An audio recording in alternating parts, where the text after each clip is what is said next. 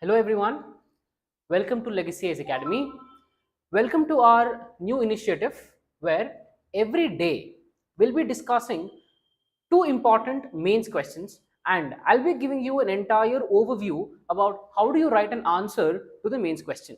See, in our last video, I gave you the entire structure and I also explained you how do you write an introduction, what should be the length of the introduction, how do you write the body of the answer, and how should you write the subheadings, and also the point wise format, and also the conclusion. Okay, if you have not checked out our first video, then I would recommend you to check the first video and then continue with this particular video, because once you listen to the first video on the answer writing, you will have a great edge over the others and you will be in a better position to understand how do you write an introduction to this particular question, how do you write the body, and how do you write the conclusion.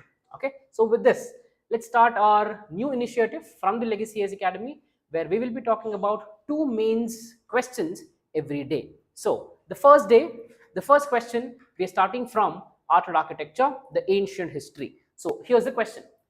In the Indian context, very much specific to the Indian context, okay,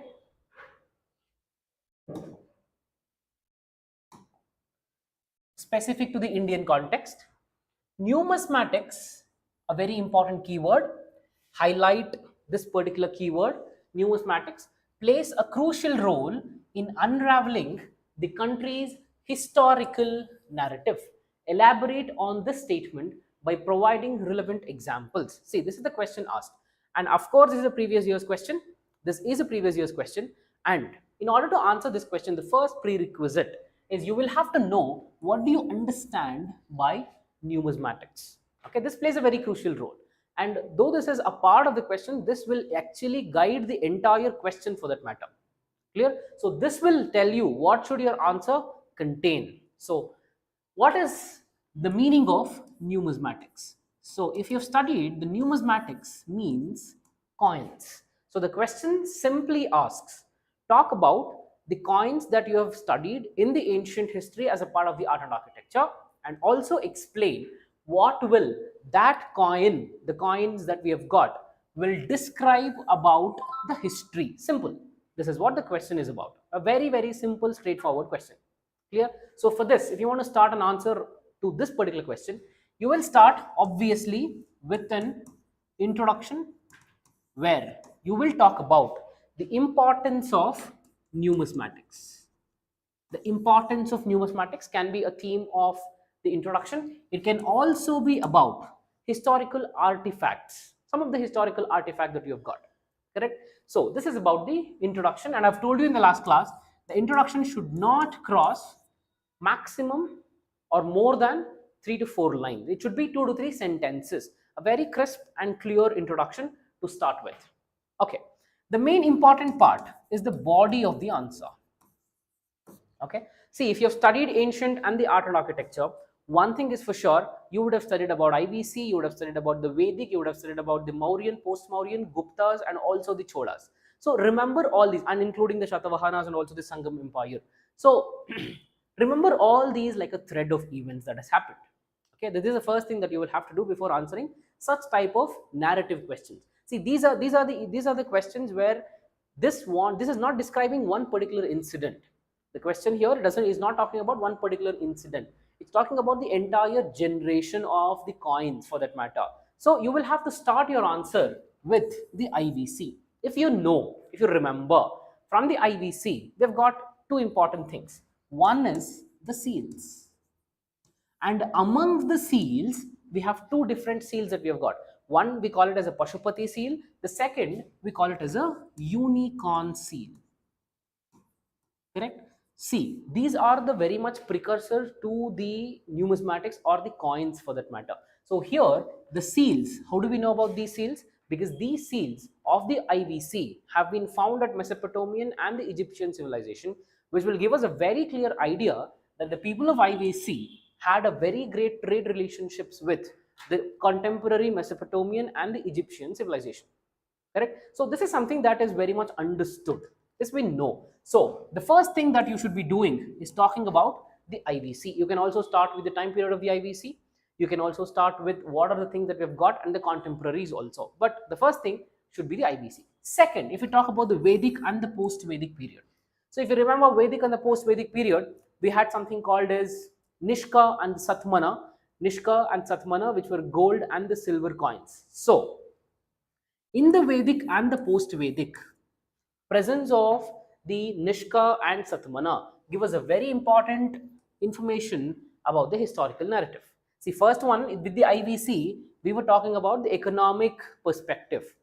Third, Mahajanapadas. If you remember, Mahajanapadas, there's a very important prelims question to remember under Mahajanapadas, that is the introduction of punch marked coins in the time of Mahajanapadas. Introduction of the punch marked coins for the first time in the Indian subcontinent happened by Mahajanapadas. So this will be your third point. You will be explaining what are punch marked coins and what is its relevance with respect to Mahajanapadas. Next, Mauryan Empire and the post-Mauryan coins. See, Mauryan Empire, also you have the gold coins coming into existence, correct? You also have the copper coins coming into existence. So, what about the post-Mauryan period? If you remember the dynasties like Shunga, Kanva, Indo-Greek, Bactrians, Scythians, Parthians, and the Kushans under Shakas, and there's also a dynasty called Shakas, okay? The northwestern invasion that happened in the post-Mauryan period, Shakas. So, in the Shakas, one thing that we know about the historical narrative from the coins of the post-Mauryan period is that the coins contained the images of ships and also the images of Hindu gods. Okay, see, with respect to ships, what do we know about if the coins have the image of ship on it? So we can understand that there was maritime trade. If the coins had the Indo-Greek coins, if the Shaka coins had the images of the Hindu gods, then we can consider that the kings were more tolerant and kings accepted Buddhism or Hinduism, and they were not intolerant towards the religion of the land. Okay, this is something that we can conclude, that is a historical narrative that we can come across from the coins of the post-Mauryan period. On the same lines, we have the Gupta Empire, where we consider the Guptas to be the golden age in the history of ancient India, and the Guptas are very well known for their numismatics. Okay, the Gupta Empire is very well known for its numismatics. And finally, we have the Cholas. Clear? So this is about these 6 to 7 pointers will form your body of the answer. Then you will be writing a conclusion and try to imitate the words and also the kind of sentences that are there in the question in the conclusion. Okay, so by reading the introduction and the conclusion, the examiner should be in a position to frame the question itself. So for example, if I just close the entire answer and just ask you to read the introduction and the conclusion, you should be able to come out with the question. That means that your introduction and conclusion are relevant. Okay, so this is with respect to the first question from the ancient history, which talks about the ancient historic numismatics and what can we infer from the historical narrative of these coins. Correct? So this is our first question for the day. Coming to the second question,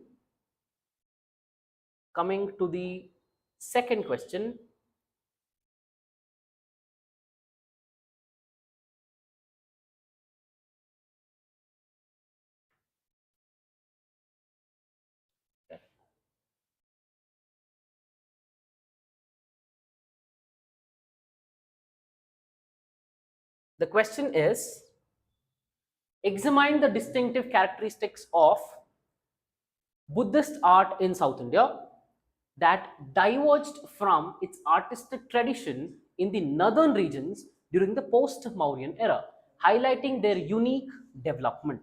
See, this is a very, very important and a very tricky question to answer. I would say this is a tricky question because instead of giving all these, instead of entirely such a question, if UPSC would have given, explain the Amaravati style of architecture, It would have made a great sense to a lot of students. After reading so much, the only thing that you will be writing in an answer is about the Amaravati style of architecture, because that is the Amaravati style of sculpture in the post-Mauryan period. Correct? So let's break down the question and let's analyze. Examine the distinctive characteristics of the Buddhist art in South India. Okay, what is the Buddhist art in South India? That too, we are specifically talking about the post-Mauryan period. If you have studied the post-Mauryan period is known for its sculpture development. So in the post-Mauryan period, you have three important schools of sculpture that is getting emerged. In the northwestern part of India, we have Gandhara style of architecture. In the northern part of India, we have Mathura style of architecture. In the southern part of India, we have Amaravati style of architecture. Correct? Clear?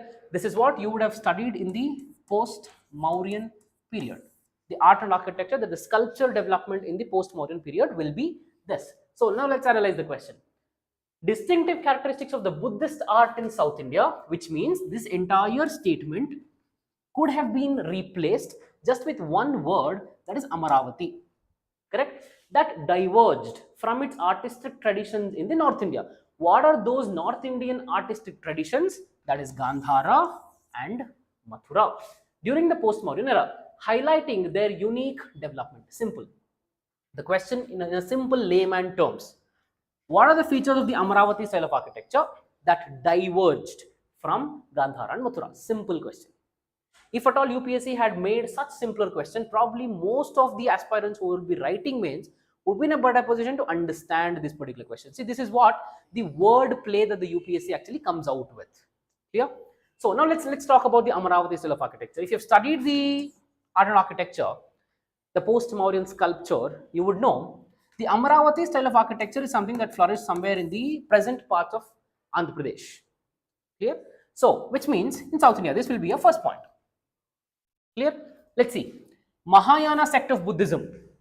It was the Mahayana sect of Buddhism which actually gave the human form to Buddha. So that will be your second point.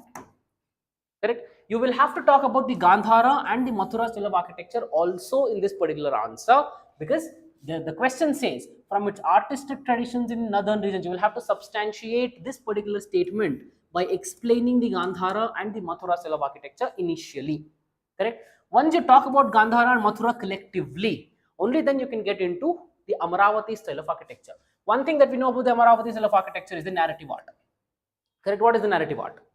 Unlike the Gandhara and the Mathura, which talk about the face of Buddha. For example, in the NCERT, if you remember, there are three important Buddha's images belonging to the Mathura and the Gandhara style of architecture. One is called as the Buddha head at Taxila. Second is the seated Buddha at Sarnath.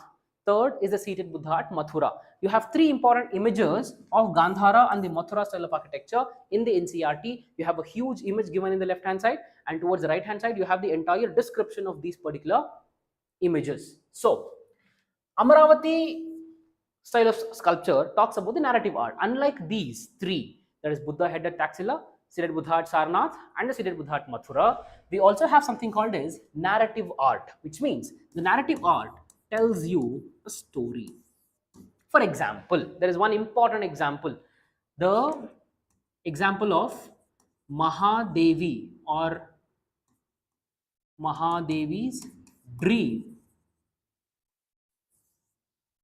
where the Buddha's mother, Mahamaya, okay, she's lying and she has a dream that a white elephant is entering her womb, and after this incident, Buddha is actually born. So this entire story of Mahadevi or Mahamaya's dream has been carved in the narrative art which belongs to Amaravati style of architecture.